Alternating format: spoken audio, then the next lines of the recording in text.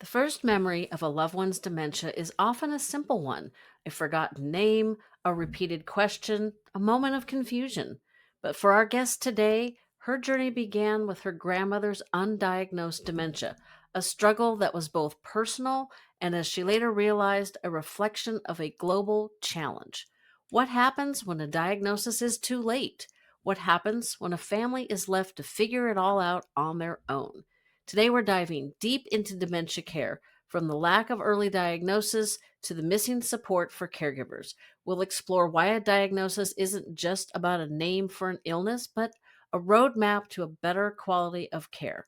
And while we'll challenge the way we think about purpose, independence, and dignity, because a person with dementia is still a person with a purpose, it's time to start talking about how we can build a system that truly serves people, not just manage symptoms.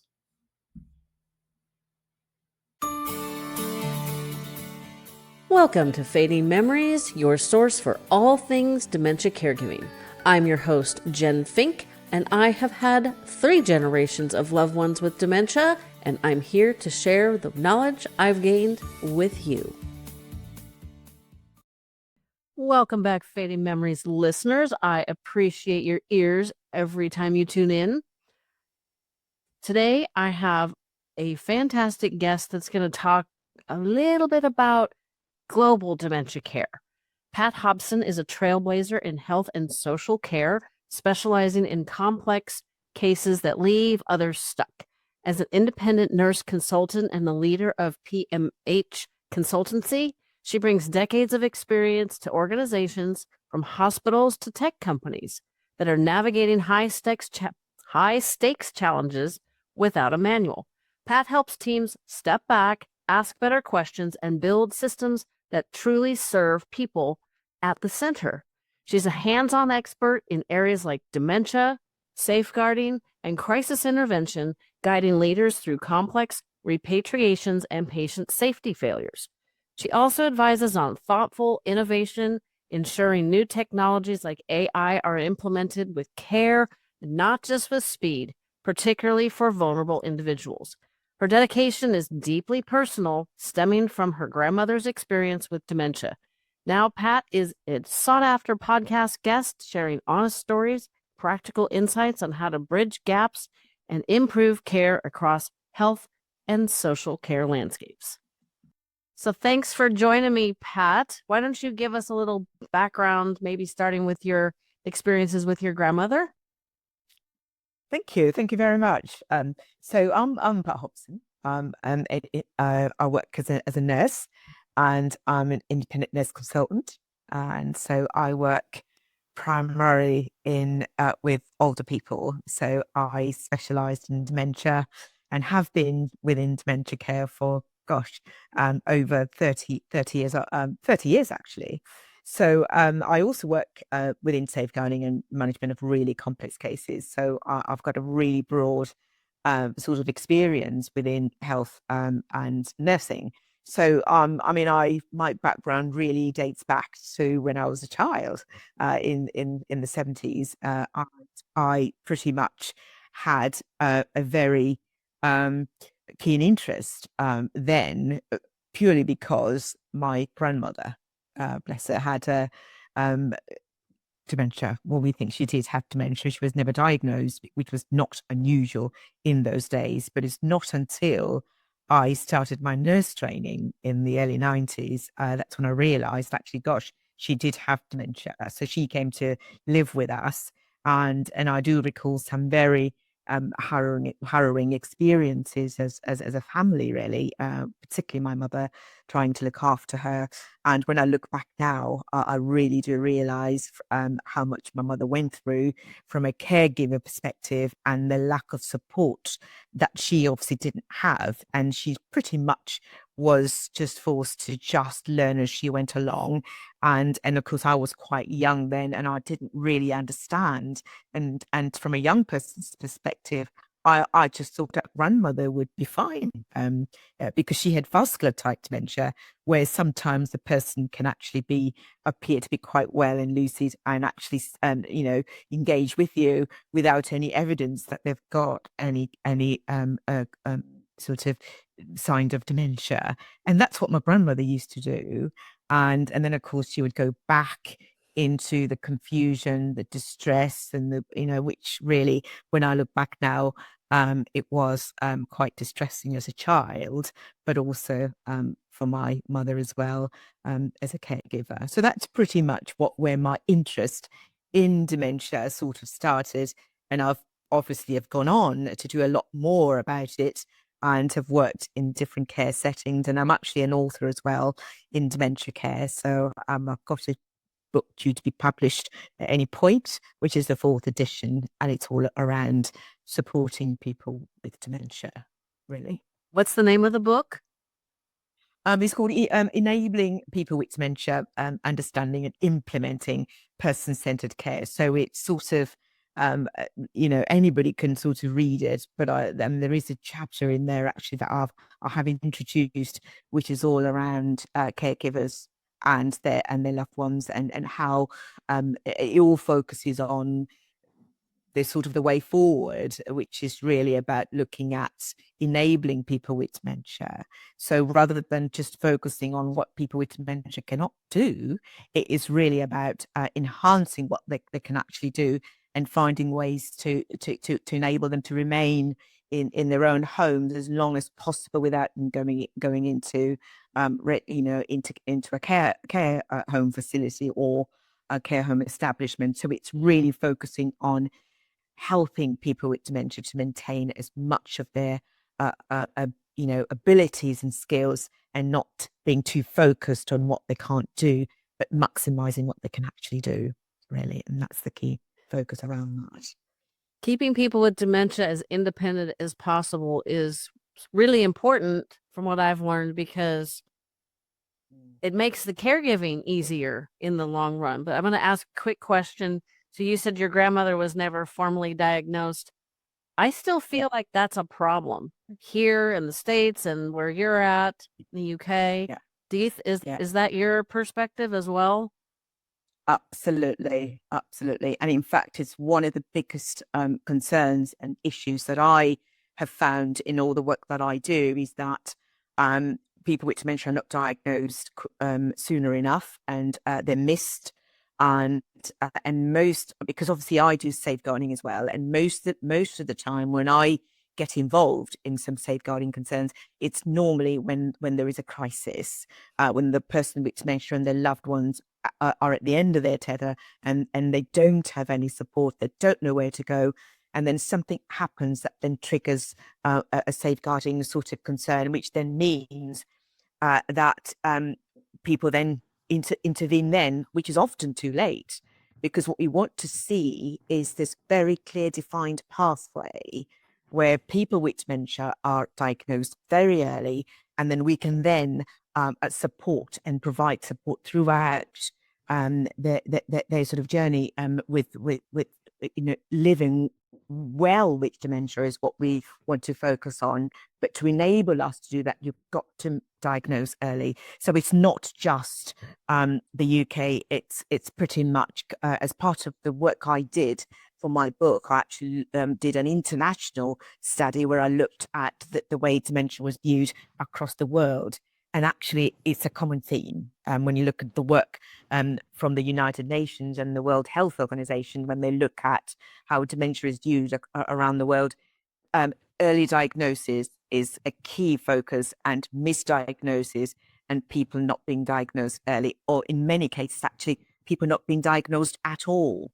So nobody actually knows they've got it until obviously, something sadly sort of happens, really. But absolutely, I definitely would agree that it is one of the biggest problems nationally, internationally as well. Globally, for sure. The other thing that I find, and that I don't really understand why this is the case other than human nature, is every caregiver seems to have to figure out their own support, and like there's not enough. I guess maybe it's because diagnoses don't come soon enough or at all, but it just seems like somebody's diagnosed in the family and you're kind of set on the path, like, okay, here you go. Good luck. See you in another 6 months or a year. And, they're scrambling to find education, support, what they should be doing. Is that your experience or?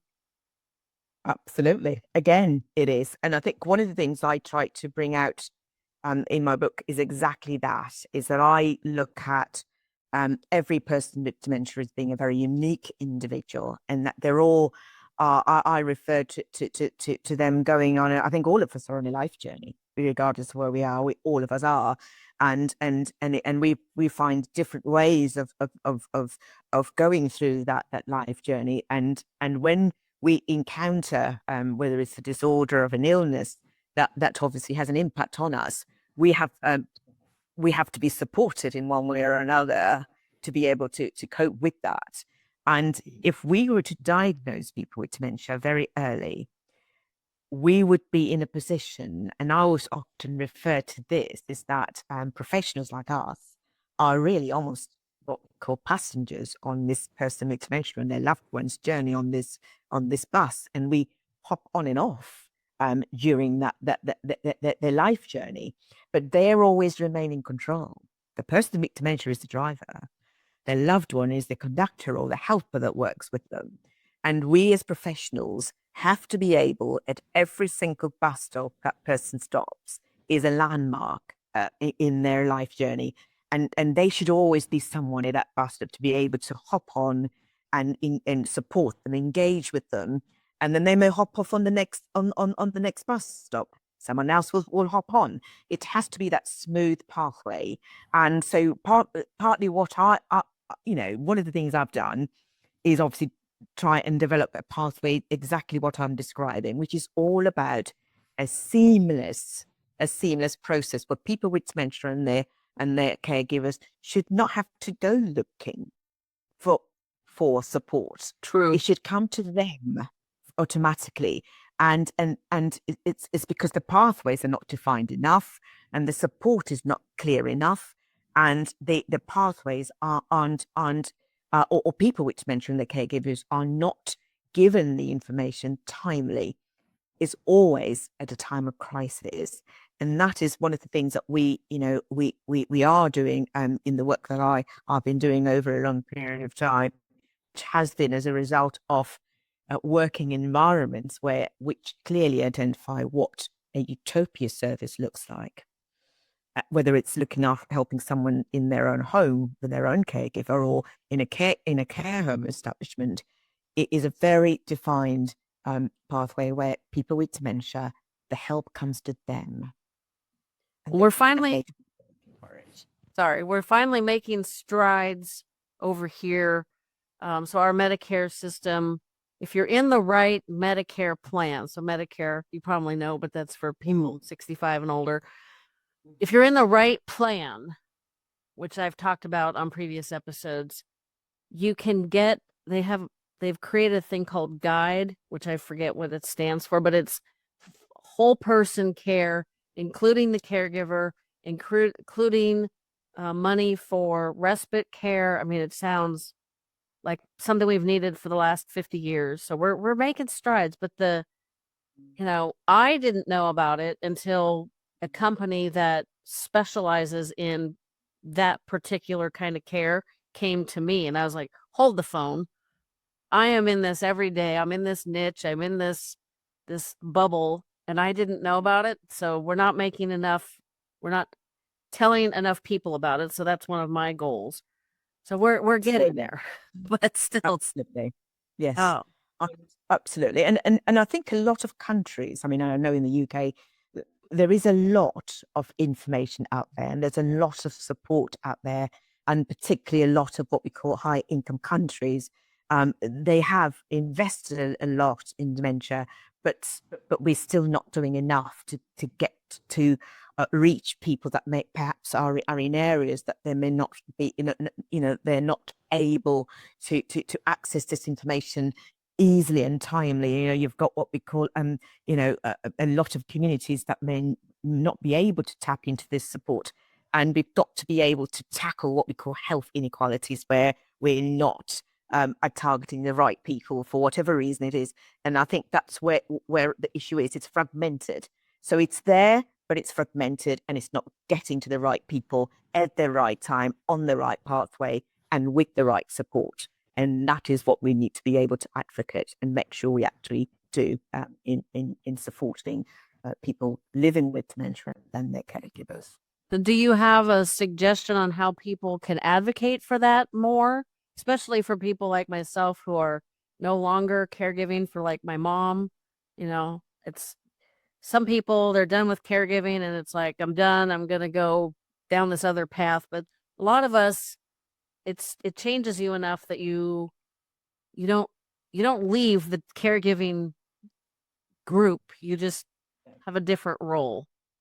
No, I completely agree. And I think there's a lot of initiatives going on, and again, nationally and internationally, where we are advocating that, I know in safeguarding, we talk about safeguarding is everybody's business.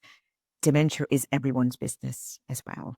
And what we want to be doing is building dementia friendly communities. So it's not just about in people's homes, in a care establishment, in a hospital, it's everywhere because people with dementia are everywhere. So if we can raise as much awareness, not just for to support people with dementia and their caregivers, but actually to allow communities to embrace the fact that we have to have dementia friendly environments. So a person with dementia can walk into I suppose, an optician's, and it's and it's designed in a way that actually it would be easier for them to move around in.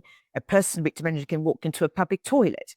We would expect it to be designed in a way that the person is able to find where the toilet is, and it's not all painted in white and camouflaged that actually they can't see it, which is totally disabling. So it's all about doing all these things to raise the profile of dementia, and that's what from an international perspective, the United Nations and the World Health organizations are trying to do is to change the whole way that all the different countries can promote dementia by having dementia as something that everybody talks about, and that communities can embrace and are supported to maintain what we call dementia friendly environments, really.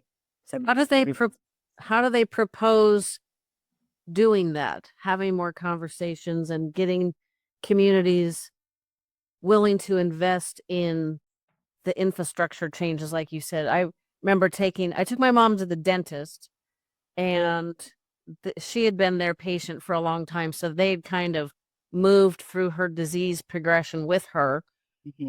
Mm-hmm. But we stopped in the bathroom, and she was functional enough that she went into the stall on her own, but the lock got her all confused. She got it locked, but oh my gosh, I thought I was going to have to climb under to unlock it for her, because it's not, I don't know if it was not real obvious. I mean, it was obvious to me, but it it I'm sure some kind of structural change would have made it easier for her to function getting in and out. I mean, she used the toilet just fine, but she got a little panicky because she couldn't unlock the door. So how are they trying to encourage communities, countries, etc., to start thinking about this? I think it's one of the things that every single country has signed up to that commitment. Is that's the thing. If you're a United Nations member, you have signed up to that commitment, and that's the starting point. And the second starting point is you've got your what we call the non-government organizations like Alzheimer's societies that are, in every single country there is some sort of organization that represents that. It could be a charity, it could be a government appointed one, and quite a few of the countries have got what we call dementia strategies. And we had one here in the UK that a couple of years ago, and that's still ongoing, where we all pledge that this is what we're going to do to be able to raise awareness in dementia. And so the government will give money as part of that strategy to help different organizations. And for example, the example of the opticians or the dentist, it could be a case of tapping into that government funded monies that these companies can actually obtain, or charities for for example, so that they can use that money to promote better environments for people with dementia. So it could be something as simple as um, helping to design it a bathroom and a toilet which is dementia friendly, or maybe your whole, you walk into your practice, and the colors of the chairs and the walls and the things that will help people with dementia to sort of move around a lot easier. And I think your example of what you've given of your mom is not an isolated case. Actually, it happens all the time when people with dementia go into public toilets, and they're lost, and they're frightened, and they can't find their way around. They can't open the doors because the door's normally a white door with white walls and white sinks and white, everything's white, and it's camouflaged. It's so disabling, really. So those are the examples of how governments can be held to account, to be able to support and raise awareness, is that they have to support organizations to be able to tap into money that can help to enhance their environments to be more dementia friendly, really. Well, that's good news. Like, you don't hear about that very often, so they need to do a little better job there. But Mm, it's nice to know that it's not, it's top down and bottom up. We're working on it, maybe a little mm. too slowly, but nonetheless, Yeah. we're still getting there. So let's pivot a little bit, since most of my listeners are actual family caregivers. I hope this kind of gave them a little sparkle to, like, help is out there. Stuff is, they're trying to make changes. I know it's might be too late for some people, or, it's Mm. might not come fast enough, unfortunately. But you said that you added a book or a chapter in your book on basically person-centered care, helping keep your loved one independent. So can we talk about that? Because that's not something I heard too much when I was caring for my mom. Um, Mm. I was her primary person from 2017 to 2020. So lots changed in, 5, 6 years, thankfully. But I'm sure a lot of people out there are like, I don't get it. So how can you describe what you mean by person-centered care? And then let's talk about ways to help keep our loved one independent and how that benefits them as well as us.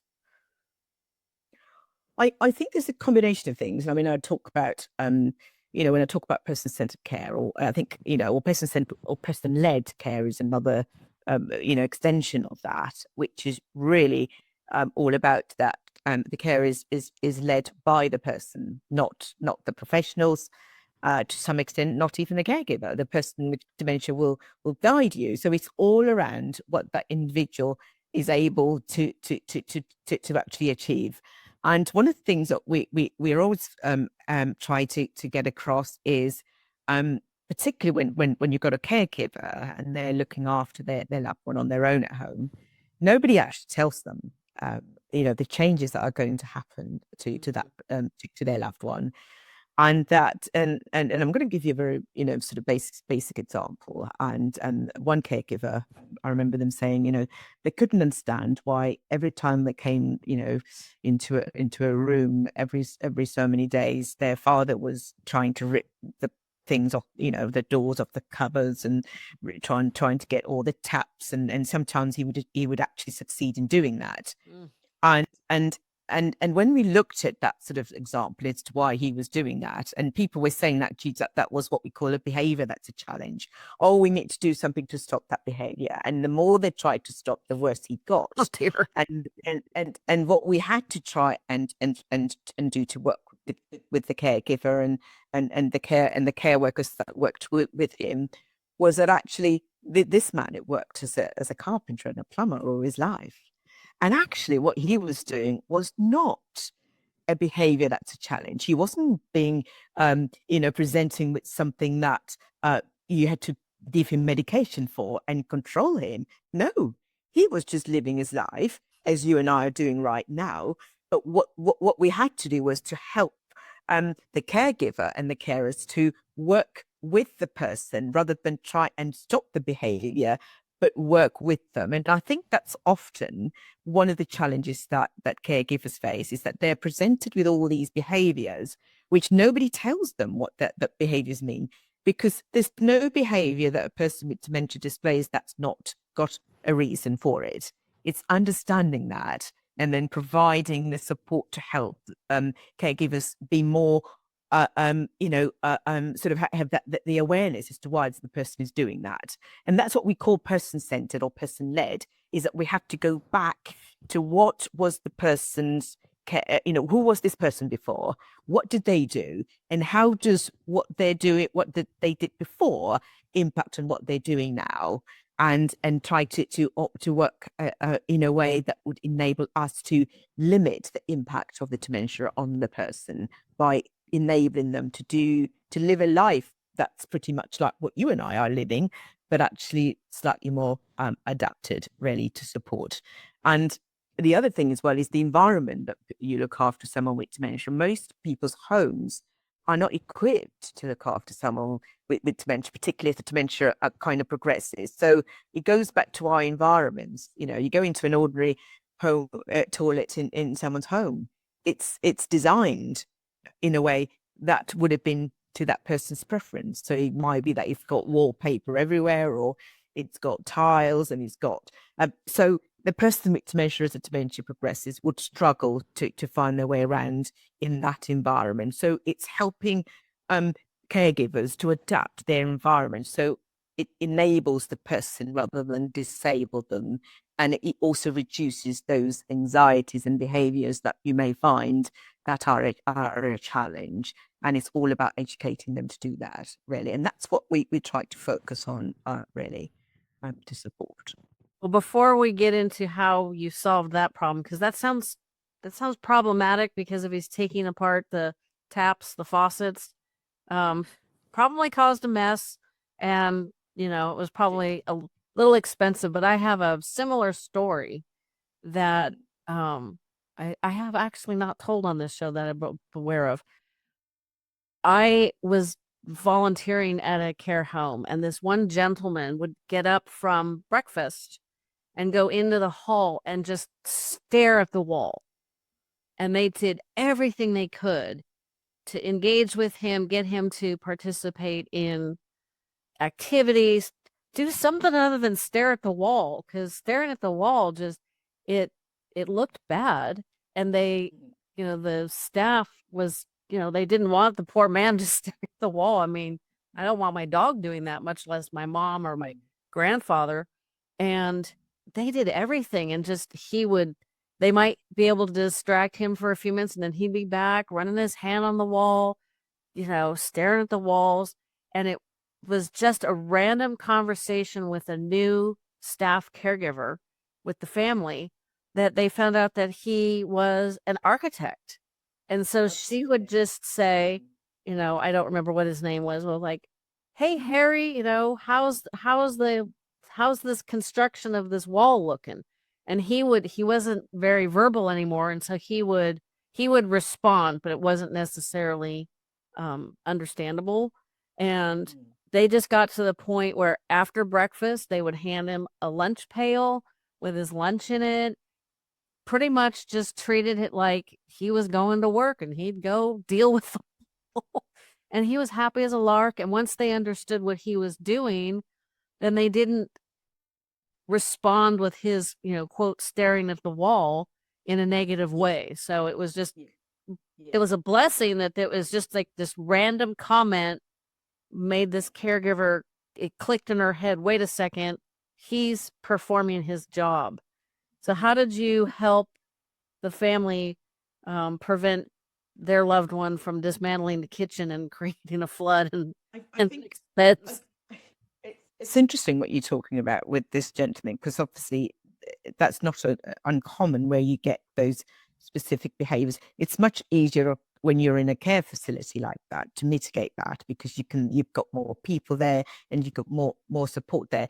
When you're in someone's home and there's only one person, one of the things that we obviously introduced was using the support of people coming in to support the caregiver. So the caregiver wasn't there on their own. because they couldn't cope. So we would bring in personal assistants to come in and actually sit with this gentleman, take him out, do things with him that were that enabled him not to be in the home all the time, which then meant that he would then do that. So he would go off for walks, he would go off to the day center and to engage with other people there. So it's identifying ways you're not going to stop that behavior, and that's what's very important is you're not looking to stop the behavior, you're looking to minimize it.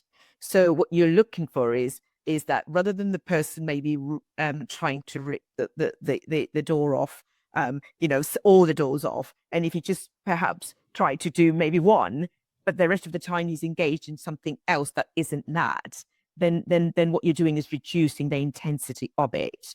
And that's what we support caregivers is, and try to get them to understand, because a lot of them become very frustrated because they want to stop the behavior, and they will go to their doctor and say, can you not give him something to calm him down? It doesn't matter how much medication you give the person. It's not going to stop the behavior, because it's like me and you saying, Pat, I'm going to stop you from talking. Because you can't, it's not going to work. Or because at the end of the day, what you want to be doing is helping that person to have meaningful engagement throughout the day. And just because someone's got dementia doesn't mean they stop having a sense of purpose or wanting to work like anybody else, wanting to love and to be loved, and wanting to feel a sense of belonging. All those things you and I are doing every day don't just go away because you've got dementia. But what we've got to understand is that him trying to rip the things off the wall is him doing something that gives him a sense of purpose. So which is why we ended up taking him up for walks, doing other things that gave him that sense of purpose. So he would go to the day center and spend all these days ripping off purposely built cupboard in the day center. He was happy doing that because that gave him that in the right environment rather than doing that at home. And by the time he got home, he was so tired, he would go to sleep because he would have been active all day. But it gave him that ability to engage in an activity that was meaningful. And that's one of the things I really focus on again in my book, is providing continuous, meaningful activities for people with dementia. Reduces the need to have to have a sense of, for example, you could limit distress in someone if they're distressed by bringing in activities that are meaningful and engaging all the time. And it's all those things that we can do to support someone in their own home, really. But it's just how it's done and who by, I think, is normally the issue, really. It seems to me that we do not get the lesson. You get the diagnosis, but nobody tells you what you just said, that just because they have dementia doesn't mean they don't have a need for a purpose. A lot of people talk about, we have to allow them to have a sense of purpose, and we have to give them activities that give them a sense of purpose. But I think if we started from diagnosis, I would hope it would help people not go overboard with, a lot of people, it's like, you have dementia, so I got to take over and do all these things for you, which is not good. It's not good for them. It's not good for you. So how can we help people, especially, let me think. My dad was an engineer. Trying to think. No, it's hard to come out. I think it's even harder to find activities for men that have, give them a sense of purpose. Do you have some suggestions on how people can navigate finding various things they can engage with or engage their loved one with that will give them a sense of purpose? It's a little easier for women, I think. Well, it is. And I think one of the things that when you talk about person-led, is that we have to have a very good understanding of the person and their background and what their interests are. And some of the things they may not be able to do. But I think it's really about thinking, well, what did this person really enjoy doing when they were young, when they were, in their teenage years, when they're in their you have a really good understanding of their background and their wishes and what they, and also we focus on people and on what the person can actually do, not what they can't do. Because if we look at what they can't do and try to impose that on the person, that's when it leads to all sorts of distress and agitation. So we try to look at, even if, and I always remember, yeah, and again I do say this in my book, I always remember when we talk about caregivers and um, someone saying, even if brushing their teeth is the only thing that person can do at that moment in time, it's capturing that and what that makes that person feel and being able to just do that. And so it's looking at ability based activities, ones that aren't going to frustrate the person, and also ones that are going to where the person will adapt to where they are in terms of their dementia, really. And it's all about enabling the person, and rather than, because if you give them something they can't do anymore, is that to me would be disabling them. You want to continue to enable them, but it's really about, the caregivers are in the best place to know what their loved one with dementia, living with dementia, needs, because they know them the best. And what we as professionals do is that we work with them to understand exactly what the targeted activities can be based on their abilities, and we can adapt them based on as I've said earlier on, where where they are in terms of their abilities relating to the stage of the stage of where they are in the with the dementia, really. And I think that's the only thing we can do, is that is difficult to pinpoint, because it's very, very individual and person led. So there's no generic what you can get someone to do. It's got to be based on that individual's abilities and their uh, person centered or person led uh, activities that they can do. I like person led because it makes a little bit more sense. But I'm going to throw out a challenge for you. So, the more, as my mom's disease progressed all the way up to the end of her life, the more help she needed, the less she would accept. And what happened with mom is she, they would help her shower twice a week. And she got to the point where she didn't want them to help her, but she couldn't and wouldn't do it on her own.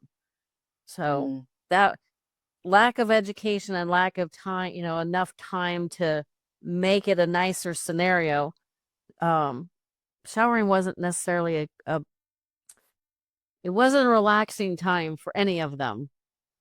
So how, and I know that's a really typical problem for caregivers. So if there's a lot of suggestions, make it as spa-like as possible, warm up the towels, which is great, but then, they're sitting there getting cold as you're doing the shower. How can we help them maintain like that basic skill? Because I know that's a humongous challenge for caregivers, is helping their loved one with hygiene. It is, and I think it's one of those things that I always feel that when caregivers can only do so much, and they can get, and they will, and and that's when we always advocate that when you get to the point where you really are, as a caregiver, struggling, and your loved one is refusing to engage in washing, and that's when you do need the professional support to be it, because it's not something you can, again, going back to what I said earlier on, you can pinpoint and say you can do this, because every person with dementia is going to be very, very unique. And when I look at the people that I've worked with in my career, not one of those people, if one strategy works for one person and then you tried it with another, it didn't work. You'd have to adapt. And I think that I totally agree with you. That is the one thing, and I do talk about it in my book, actually. What is the one thing that people always cite as the biggest challenge? And and it's interesting you say that, because my mother passed away earlier on this year, and she didn't have dementia, but she had you know, really sort of severe form of renal failure. And towards the end of her life, she actually had an element of cognitive issues, and she couldn't, and she did. And I actually used strategies to help her that I used for people with dementia, because a cognition went, and she didn't know where she was, and she was exactly what you are describing. And she would, it was one of the things that she absolutely, she did, yet she used to absolutely love and adore having a bath, and suddenly it was the one thing that she hated. And one of the reasons why she did that was because she absolutely hated when it was cold. Mm. She hated being feeling cold. So I sort of bought a wraparound gown that I would put round her to make sure that she didn't feel the cold when you went in. And every single activity was very gradual. So it was done in very small steps, and you would do you would help her and stop, and help her and stop. So it wasn't all done together. And it would take sometimes a whole day to try and get her to do that. But that's not unusual. I think No. it is, because it's the only way that, from my experience, not just from what I'm describing with my mum, but also from as when I worked as a nurse, is that it used to take us a whole day to get someone washed, because what we would do is we would go back, and then if they said no, we'd stop, go back again and stop. And eventually, after about 3-4 hours, they would engage with you, and they normally do eventually, because it's a case of um doing that, what we call, what's the term that we use? Um, well, it's pretty much, really, you just keep going back and trying again, and going back and trying again. And every time the person says no, you leave them. And then you'd go back again, maybe half an hour later, no, don't leave them.